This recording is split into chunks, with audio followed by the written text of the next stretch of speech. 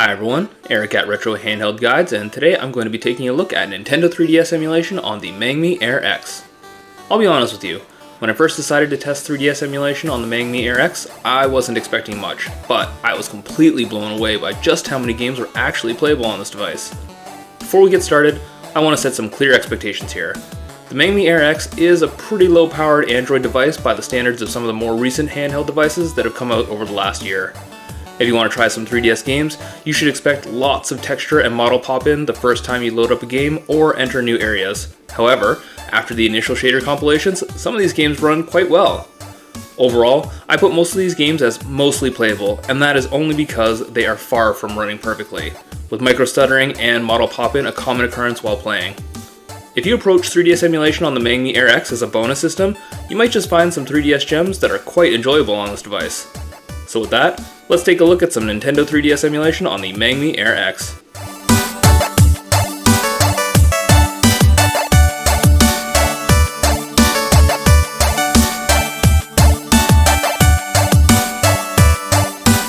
So for all of these tests, I'm going to be using Azahar Plus, which is a fork of Azahar, which just re-enables some of the features that were taken out of the main Azahar application. Let's take a look at some of the settings that I have. So within Azahar, if we go into the settings, the default settings that I'm going to be using are going to be mostly just changing the graphics settings. One of the most important graphics settings is just to change your graphics API to Vulkan, so make sure that one is set to your Vulkan.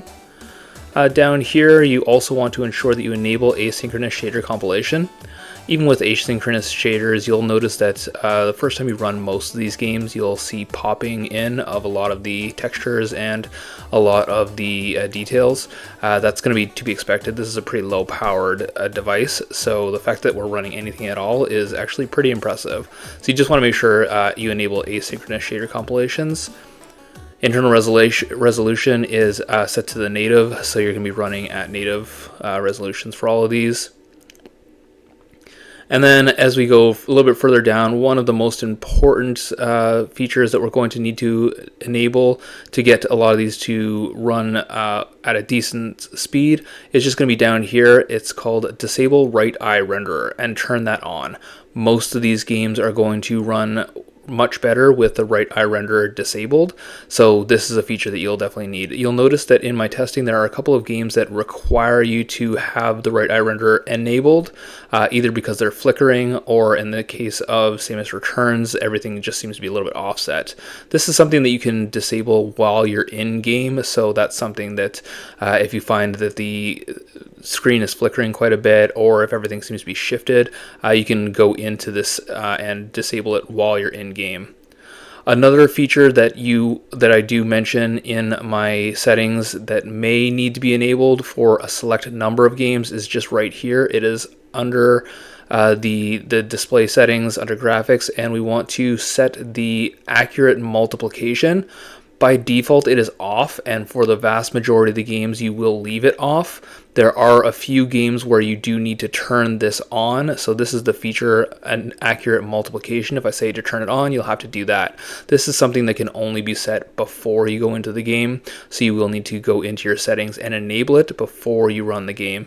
You can tell whether it requires accurate multiplication or not, because if you don't have it on and you notice inside the game that everything seems to be kind of all wonky, a lot of the textures are exploded, or you see the models seem to be shooting out of the spots where they're supposed to be, you will need to enable accurate multiplication. That usually fixes it, but it does reduce performance, so by default try to leave this off unless you absolutely require it. So those are the only things that I really changed within the settings. Everything else is just going to be pretty standard, and you can leave those as they are.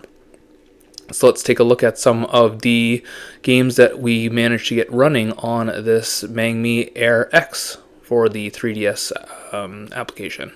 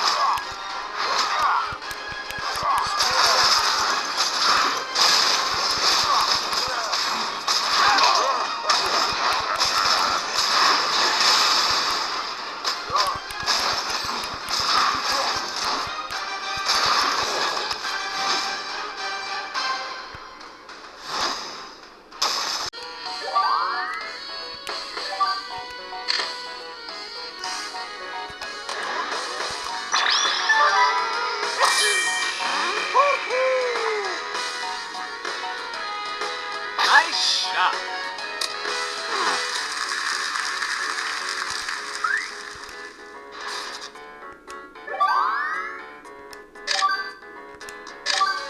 Here we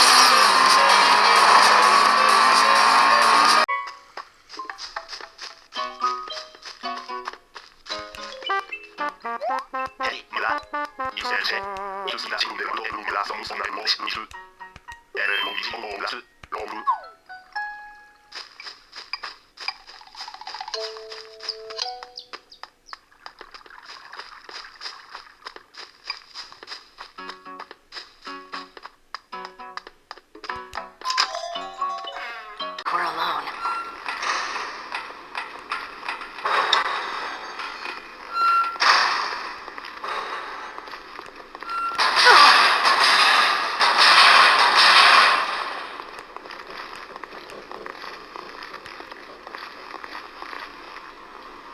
flood coming from the ducts.